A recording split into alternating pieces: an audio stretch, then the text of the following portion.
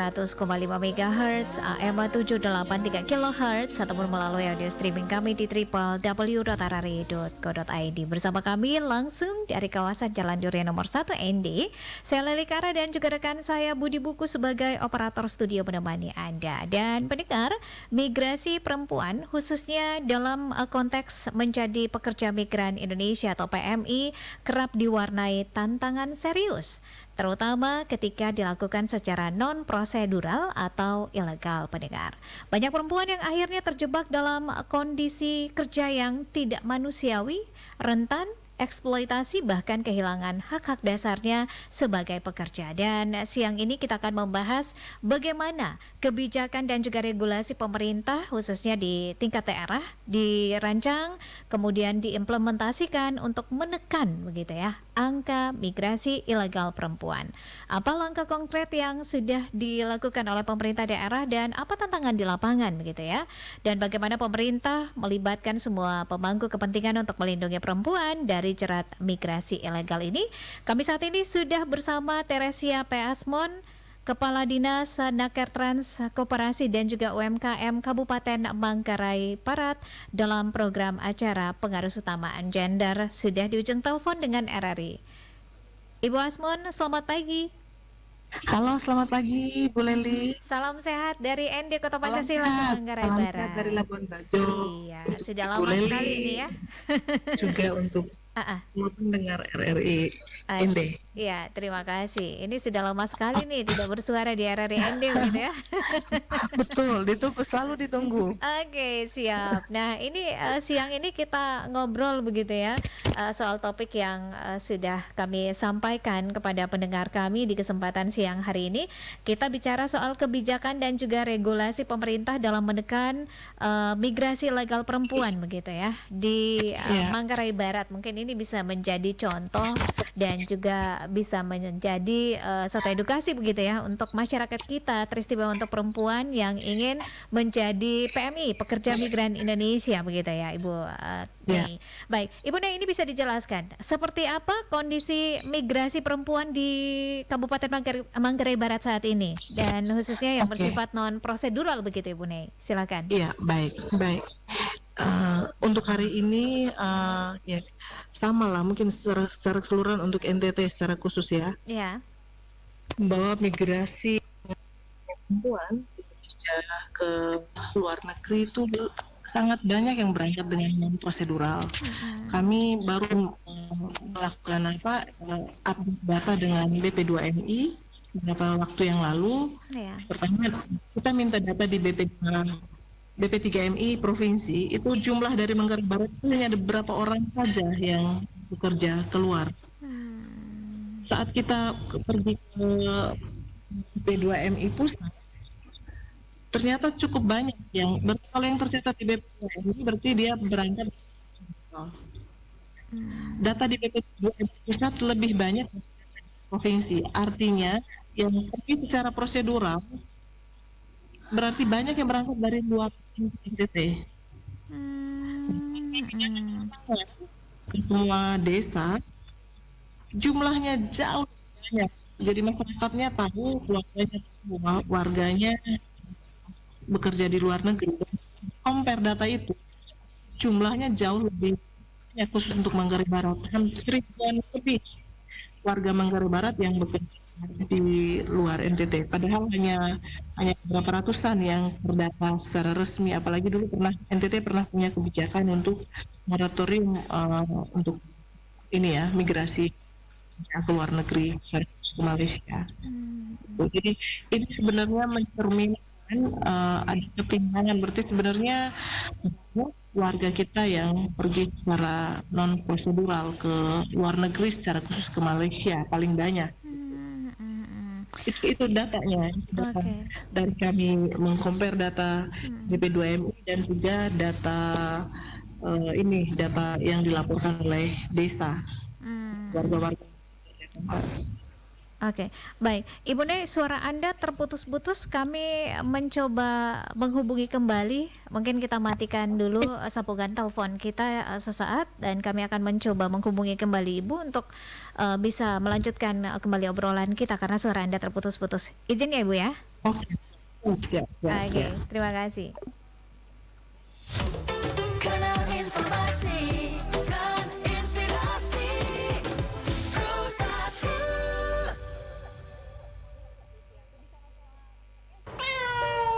Tahukah kamu, gen kucing dan harimau ternyata 95,6% identik. Ini berarti meskipun ukurannya jauh berbeda dan perilaku mereka sangat bervariasi, kedua hewan ini berbagi sebagian besar dari kode genetik yang sama. Sebagai contoh, banyak dari ciri fisik dan kemampuan berburu yang kita lihat pada kucing rumahan seperti kemampuan melompat tinggi dan gerakan yang lincah diwarisi dari nenek moyang mereka yang juga merupakan predator ulung di alam liar. Namun, jangan khawatir, meskipun genetiknya hampir sama, kucing rumahan kita tetaplah hewan peliharaan yang manis dan setia, tidak akan berubah menjadi raja hutan yang ganas. Jadi, lain kali saat melihat kucing peliharaanmu, ingatlah bahwa dia memiliki sedikit harimau dalam dirinya.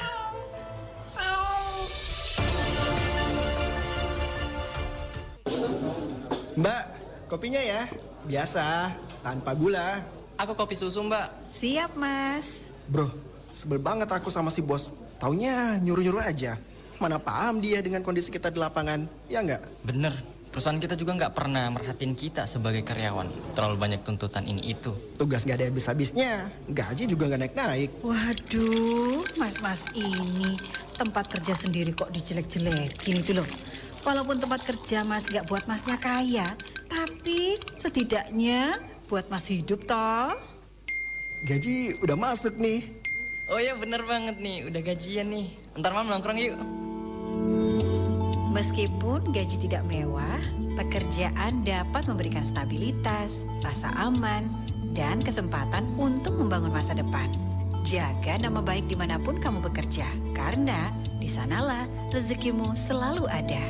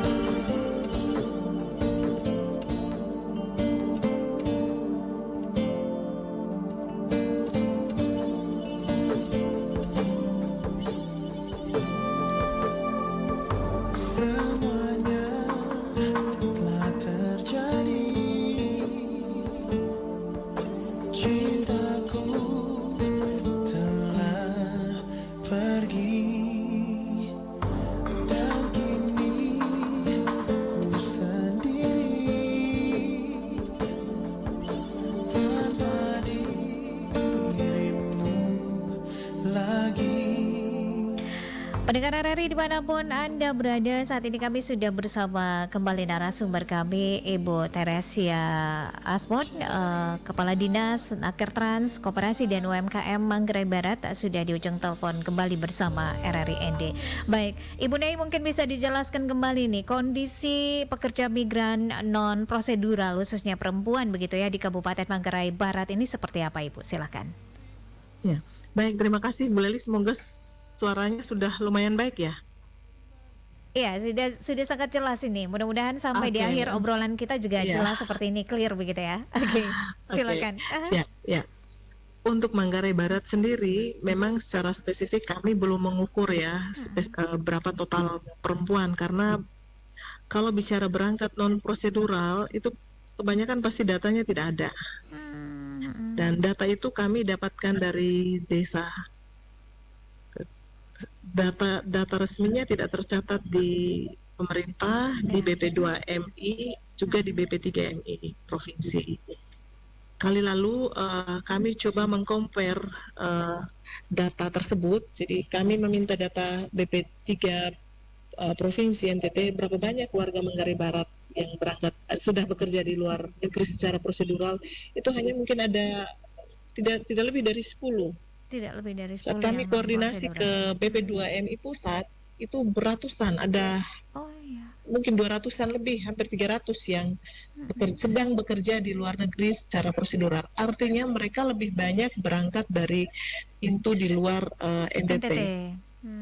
Nah, saat kami coba meminta desa mengirimkan data dan informasi berapa banyak warga mereka bekerja di luar negeri, meskipun tidak spesifik ada di lokasi jenis pekerjaannya karena tidak semua tahu gitu. Jadi itu ada 1000-an warga masyarakat Manggarai Barat yang bekerja di luar negeri dan memang paling banyak perempuan. Nah, jadi dari data itu sebenarnya terlihat ada sedikit gap ya, bahwa ternyata warga kita banyak berada di luar negeri, tetapi hanya sepersekian persen yang berangkat secara prosedural. Itulah hal-hal yang pemerintah harus lihat ya, tidak hanya pemerintah kabupaten, juga pemerintah provinsi dan pusat. Ya. Motif terus cara berangkat ke luar negeri, ternyata mungkin masing-masing daerah punya karakteristik tersendiri yang perlu diselesaikan, perlu dibuat kebijakan khusus yang spesifik sehingga semua orang berhak juga untuk mengakses pekerjaan lebih baik misalnya di luar negeri, tetapi berangkat secara prosedural. Itu Ibu. Oke, baik Ibu. Kira-kira Ibu nih apa sih faktor yang menyebabkan lebih banyak berangkat yang non prosedural? Kalau mau dilihat ini resikonya cukup besar begitu ya ketika harus Betul. berangkat non prosedural. Tetapi ini tidak bisa kita pungkiri bahwa faktanya itu cukup tinggi ya yang ada di Manggarai Barat dan NTT secara keseluruhan Ibu nih. Ya, pertama karena kebetulan ada beberapa kasus ya yang dipulangkan yang berangkat non prosedural dan semua dengan masalah. Ada beberapa yang meninggal dalam keadaan sudah meninggal, ada beberapa yang mengalami tindak kekerasan, dan kami menggali banyak informasi dari yang pulang dengan selamat, baik yang pulang baik-baik tetapi tidak mendapat apa-apa, dan juga pulang dengan mengalami kekerasan. Jadi mekanisme pemberangkatan pola yang dilakukan di Manggarai Barat, saya tidak tahu di kabupaten yang lain, itu mekanisme rekrutmen dari keluarga, tetangga, jadi yang sudah pernah lolos bekerja di luar negeri, misalnya di Malaysia atau di Saudi Arabia, dan dia mungkin untung ya, jadi tidak ketemu majikan atau perusahaan yang melakukan hal-hal yang tidak baik. Jadi dia pulang dan mengajak keluarga terdekat, satu kampung untuk berangkat bersama. Jadi itu pola rekrutmen kenapa banyak yang berangkat secara non prosedural. Terus yang kedua, setelah kami tahu juga ya layanan-layanan terkait keimigrasian, juga layanan terkait proses untuk berangkat ke luar negeri itu tidak mudah diakses khusus untuk wilayah-wilayah kita. Contohnya gini, layanan BP3MI kan hanya ada di Jepang ya, juga ada layanan ininya di Sita kalau tidak salah untuk NTT-nya. Jadi itu hal yang mungkin warga kita juga tidak terbiasa, jadi berpikir bahwa lebih baik berangkat secara diam-diam atau misalnya berangkat ke Kalimantan dulu nanti pindah ke luar negerinya lebih mudah, karena mereka tidak familiar dengan prosedural yang sebenarnya saat ini sangat mudah untuk bisa berangkat ke luar negeri dengan prosedural. Itu dari pengalaman yang kami dapatkan dari proses. Ada beberapa yang dipulangkan dan dalam keadaan buntung dalam artian tidak mendapat gaji, pulang hanya dengan pakaian ada di badan, dan dipulangkan dibantu oleh BP2MI juga pemerintah daerah. Dan hingga hari ini masih ada satu perempuan yang masih ada di rumah aman sudah hampir 1 tahun. Jadi tahun lalu pulang dalam keadaan selamat, artinya hidup, tetapi sudah mengalami kecacatan dan tidak mendapatkan apa-apa. Sekarang sedang di rumah aman susteran hingga hari ini. Dia tidak mau pulang ke kampung. Gitu kan. Dan itu berangkat sudah lama, sudah ada 8 tahun ada di luar, bekerja di Malaysia, dan berangkatnya bareng keluarganya gitu.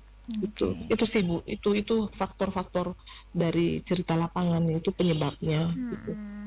Baik, jadi dari faktor-faktor tadi yang sudah Ibu nih ceritakan begitu ya di kesempatan siang hari ini, karena adanya apa ya, cerita-cerita pengalaman-pengalaman dari orang-orang sebelumnya yang berangkat non prosedural itu aman sehingga meyakinkan yang lainnya untuk juga melakukan jalur yang sama begitu ya, untuk mengikuti jalur yang sama non prosedural untuk bisa bekerja di luar negeri, teristimewa untuk perempuan. Kemudian karena kurangnya edukasi begitu ya, terkait dengan proses-proses untuk keberangkat itu seperti apa yang legal, kemudian juga mereka lebih dekat dengan orang-orang yang merekrutnya dengan cara tidak ini ya, tidak resmi begitu ya, ilegal begitu ya. Ini yang menyebabkan semakin tinggi jumlah pekerja migran perempuan untuk bekerja di luar negeri. Lalu dari faktor-faktor yang sudah kita ketahui ini yang menjadi faktor utama sehingga tingginya angka pekerja migran perempuan yang ilegal di luar negeri, kira-kira apa kebijakan begitu ya atau regulasi yang sudah diterapkan oleh pemerintah Kabupaten Manggarai Barat untuk menekan begitu ya angka migrasi ilegal ini, Bu Nei? Baik, dari pengalaman itu sebenarnya akhirnya kami berkoordinasi dengan Kemenaker juga dengan tim BP2MI karena memang dari dulu kita tidak punya ya LPTKS, artinya Lembaga Penempatan Kerja langsung ke luar negeri yang berkantor di wilayah Manggarai Raya ini. Ya. Jadi kami akhirnya sekarang 2025 ini sudah ada perusahaan perekrut tenaga kerja, penempatan tenaga kerja ke luar negeri yang berkantor di sini. Jadi bersama kami, bersama mereka itu mensosialisasikan terkait kerja di luar negeri dan berangkat secara prosedural. Terus yang kedua, untuk Manggarai Barat sendiri, beberapa waktu yang lalu Kabupaten berkunjung langsung ke dan mengajukan proposal ya ke Kementerian PMI ya, kalau boleh kantor layanan BP2MI juga ada di Labuan Bajo karena sudah berapa banyak fasilitas yang boleh bilang sangatlah didirikan kantor layanan BP2MI di sini. Yang pertama, imigrasi kan sudah ada di Labuan Bajo. Terus yang kedua, bandara juga sudah ada penerbangan langsung ke luar negeri. Nah, kalau semua ada kantor layanan BP2MI di sini, tentu akan jauh lebih mudah informasi bisa diakses oleh masyarakat banyak terkait yang pertama informasi loker lowongan kerja di luar negeri yang legal, artinya perusahaan-perusahaan yang legal. Terus yang kedua juga pasti akan mudah mengakses syarat-syarat kelengkapan untuk bisa berangkat ke luar negeri tanpa harus jauh ke Kupang atau ke tempat lain di luar wilayah Manggarai Barat. Terus yang ketiga, ya kami juga sudah punya BLK yang bisa dikerjasamakan karena kewajiban pemerintah itu harusnya sebelum berangkat minimal semua pekerjaannya diberi pelatihan. Kalau misalnya tidak ada pekerjaan yang sifatnya kompetensi hard skill, tetapi minimal kompetensi soft skill itu sudah diberikan oleh pemerintah sebelum pemberangkatan. Jadi bersinergi dengan perusahaan perekrut. Dan kemarin ini kami sudah mempromosikan perusahaan penempatan tenaga kerja ke luar negeri di job fair beberapa waktu yang lalu kami melakukan job fair dan perusahaan itu juga kami ikut hadirkan sehingga warga-warga anak-anak muda sudah mengerti bahwa bisa bekerja di luar negeri dengan prosedural yang lebih mudah diakses ini informasi dan juga persyaratan itu. Jadi sekarang ini kami lagi mengaktifasi kantor layanan PMI di Labuan Bajo. Ini sejak kapan ini Ibu Nei kalau boleh tahu? Untuk upaya kemarin kunjungan gubernur bersama seluruh bupati dan kami pengetahuan kunjungan ke BP2MI Bupati Manggarai Barat menyerahkan sendiri proposal ke Menteri P2MI untuk kantor layanan di Labuan Bajo dan sepertinya sudah dalam hijau yang bulan tinggal menunggu prosesnya seperti apa nanti. Jadi setidaknya nanti ya untuk daratan Flores bagian barat ya bisa mengakses layanannya di sini di Labuan Bajo.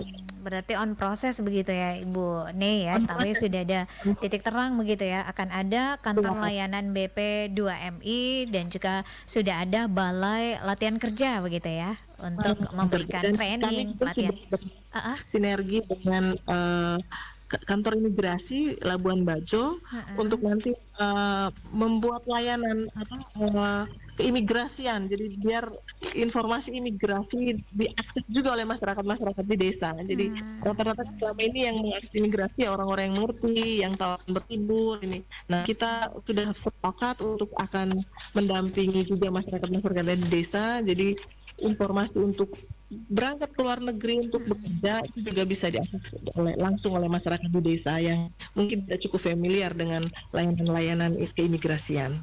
Oke, baik Ibu Nei, kita akan lanjutkan kembali obrolan kita setelah kami hadirkan satu nomor lagu ya. Ini juga sebagai ucapan terima kasih dari kami untuk Ibu Nei yang sudah meluangkan waktu untuk bisa ngobrol dengan RRI di program acara pengaruh utamaan gender kali ini. Dan kami juga undang untuk Anda pendengar RRI yang ingin bergabung, Anda boleh langsung menelpon kami ke 082144511957 dan juga boleh kirimkan WhatsApp Anda ya, pesan Anda, pertanyaan Anda, saran Anda sesuai dengan topik yang kita angkat di kesempatan siang hari ini dalam program acara pengaruh utamaan gender. Anda bisa layangkan pesan Anda ke 082138788786. Saya ulangi lagi, boleh ke 082138788786. Ibu Nei, kita break sesaat. Kami hadirkan lagu untuk kita nikmati bersama.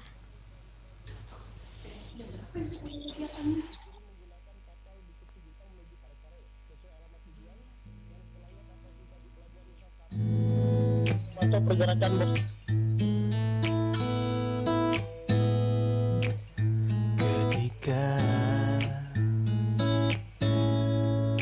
ku rasakan sudah ada ruang di hatiku yang kau sentuh. Oh, dan ketika ku sadari sudah tak selalu indah cinta yang ada. Mungkin memang ku yang harus mengerti bila ku bukan yang ingin kau miliki. Salahkah ku bilang kaulah yang ada di hatiku. Oh, adakah ku singgah di hatimu?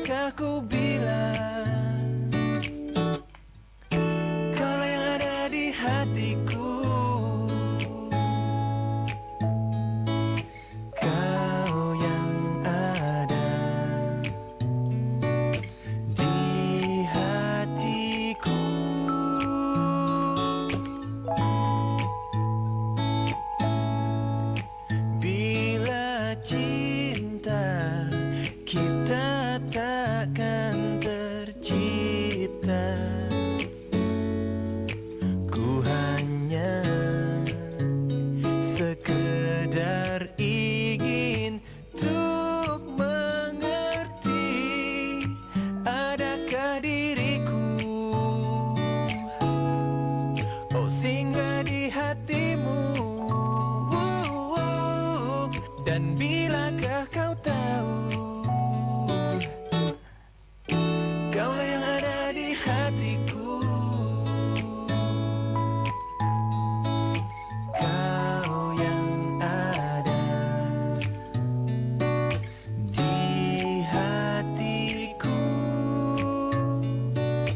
Adakah kau di hatimu?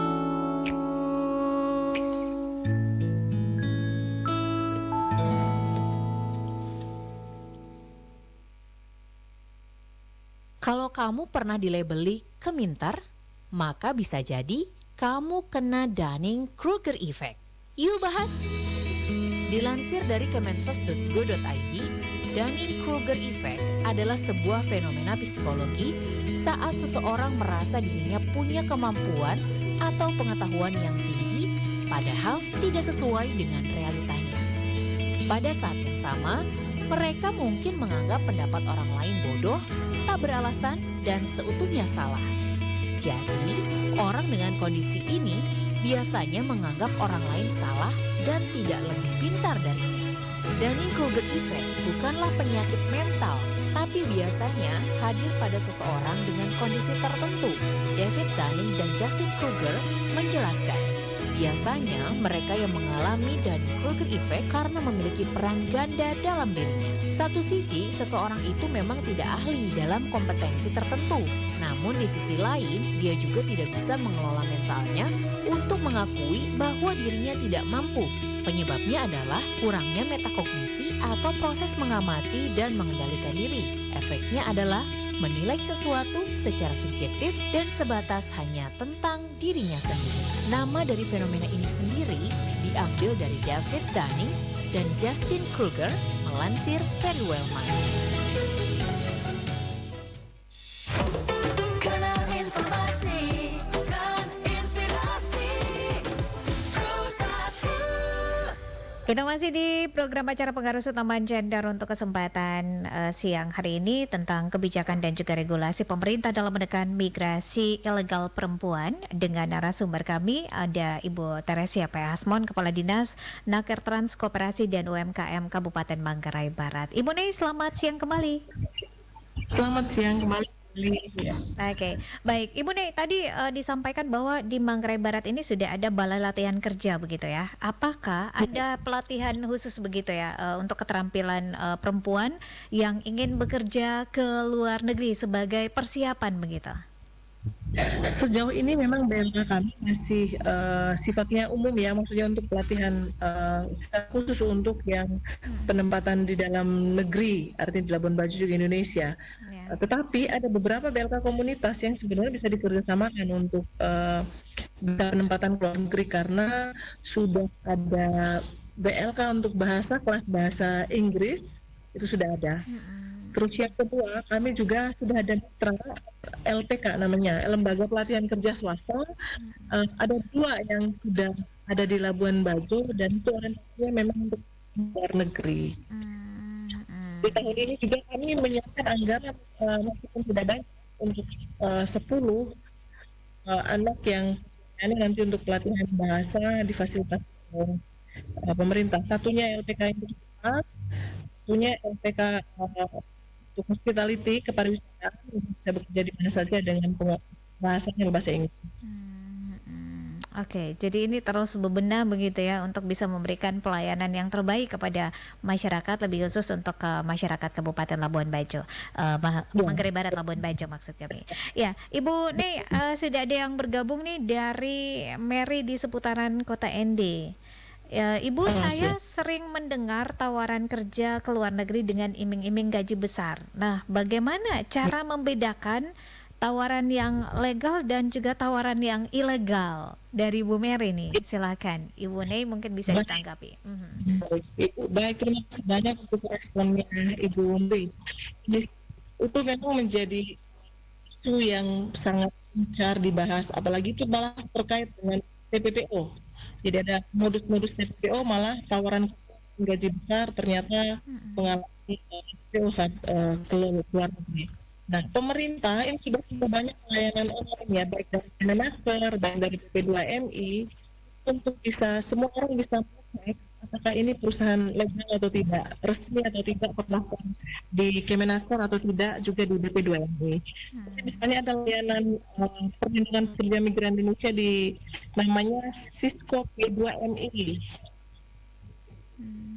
Itu juga mengecek untuk informasi perusahaan-perusahaan yang sudah memenuhi syarat untuk penempatan tenaga kerja ke luar negeri, karena banyak sekali kasus-kasus ya, bahkan pelakunya orang-orang kita sendiri. Jadi boleh juga ngecek di layanan online Kemenaker juga. Jadi khusus Kemenaker juga ada layanan online ngecek perusahaan yang menjadi mitra pemerintah, mitra Indonesia gitu, untuk penempatan secara ke luar negeri. Karena rata-rata yang penempatan, yang kasus-kasus TPPO itu ya itu dilakukan oleh perusahaan-perusahaan yang tidak resmi menjadi mitra pemerintah untuk penempatan ke luar negeri. Dan aturan Indonesia saya pikir cukup ketat untuk ini. Oke. Jadi boleh mengecek layanan ini ya, layanan kalau yang BP2MI ini namanya Cisco P2MI, itu bisa ngecek juga. Terkait tidak hanya ini, itu juga terkait lowongan kerja yang berada di luar negeri, itu sudah ada semua di situ. Terus juga perusahaan-perusahaan resmi yang ada di luar negeri. Dan biasanya yang prosedural itu pasti mekanisme perekrutan itu melalui jalur resmi, minimal di kota itu dinas harus tahu.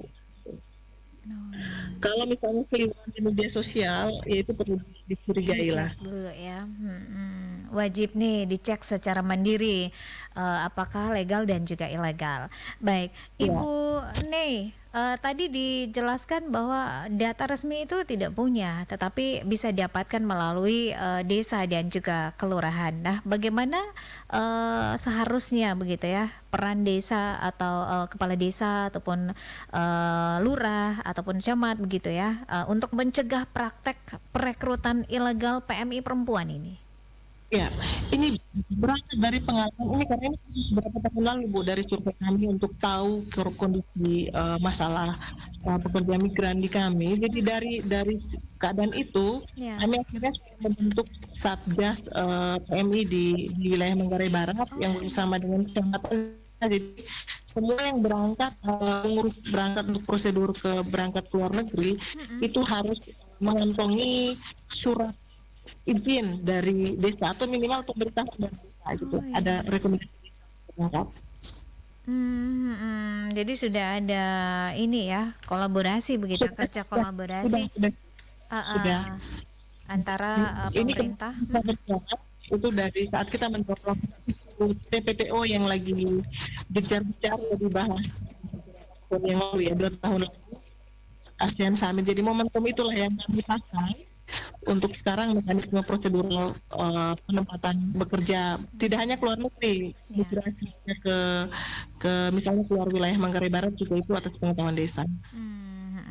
Baik, Ibu Nei, sebelum kita akhiri obrolan kita, apa pesan Anda, harapan Anda yang ingin Anda sampaikan kepada masyarakat, khususnya perempuan, terkait dengan migrasi aman dan juga bermartabat? Ya, baik, bahwa bekerja adalah di manusia ya, bahwa sangat mulia kalau misalnya setiap orang apapun alasannya ingin bekerja. Karena hari ini masih ada juga yang mungkin tidak bekerja dan tidak mau bekerja. Dan kalaupun pilihan ke luar negeri itu baik, berangkatlah dengan aman. Yang pertama, pemerintah selalu menginformasikan lowongan kerja luar negeri yang bisa diakses secara online. Jadi selain website BP2MI juga layanan informasi dari pemerintah daerah melalui Dinas Tenaga Kerja. Jadi akses loker dari yang sudah disiapkan oleh pemerintah. Terus yang kedua, kita juga sudah memfasilitasi pelatihan seperti pelatihan bahasa, juga pelatihan hospitality atau pelatihan kompetensi yang lain, itu menjadi mutlak untuk bisa berangkat ke luar negeri. Jadi jangan pergi dengan modal niat saja, tetapi juga dengan bekal kompetensi baik bahasa, juga kompetensi teknis yang lainnya. Terus yang ketiga mungkin ya paling penting untuk cross check ya, jadi jangan mudah percaya dengan tawaran-tawaran kerja yang seliuran di media sosial. Penting kali untuk mengkonfirmasi kembali informasi yang didapatkan ke jajaran pemerintah, mulai dari pemerintah desa lah yang terdekat, yang nanti akan dikonfirmasi ke kami. Kalaupun misalnya nanti tidak dapat informasi dari kami pasti akan mengkonfirmasi kembali ke apakah ke kementerian atau ke BP2MI. Jadi jangan langsung percaya. Terus yang ketiga, jangan mudah diajak untuk berangkat secara non prosedural, baik itu oleh orang-orang terdekat, karena kita tidak pernah tahu. Syukur kalau untung. Nah, kebanyakan yang berangkat tanpa prosedural itu pasti pulang dengan buntu. Saat ini pemerintah sudah memfasilitasi beberapa banyak perusahaan untuk penempatan langsung ke luar negeri, dan itu sudah memenuhi syarat Kemenaker. Izinnya juga sudah ada berada di wilayah Manggarai Raya. Jadi hubungi dinas, minta informasi ke dinas, boleh melalui desa untuk semua informasi penempatan atau bekerja ke luar negeri. Itu untuk perempuan secara khusus ya. Kalau misalnya tidak harus keluar negeri, pekerjaan di dalam daerah juga banyak. Saat ini juga pemerintah program untuk pendampingan selain untuk pelatihan di kompetensi, kelas-kelas untuk UMKM yang ya kita bisa hidup lah di wilayah sendiri, di daerah sendiri dengan aman dan nyaman. Itu saja mungkin pesannya. Oke, baik Ibu Nei, terima kasih untuk waktunya dengan RRI ND di kesempatan siang hari ini. Sukses dan salam hangat dari ND Kota Pancasila ke Labuan Bajo, Manggarai Barat, Ibu Nei. Terima kasih Bu Leli, terima kasih ini yang selalu memberi kesempatan untuk menginformasikan hal baik. Mohon maaf sepertinya tidak nyaman karena jaringan sangat tidak baik. Iya, benar. Saya punya feedback terus ini soalnya. Jadi saya juga nggak betul ya Bu Nei. Mudah-mudahan next time lebih baik lagi ya kita ya. Oke, terima kasih. Selamat siang.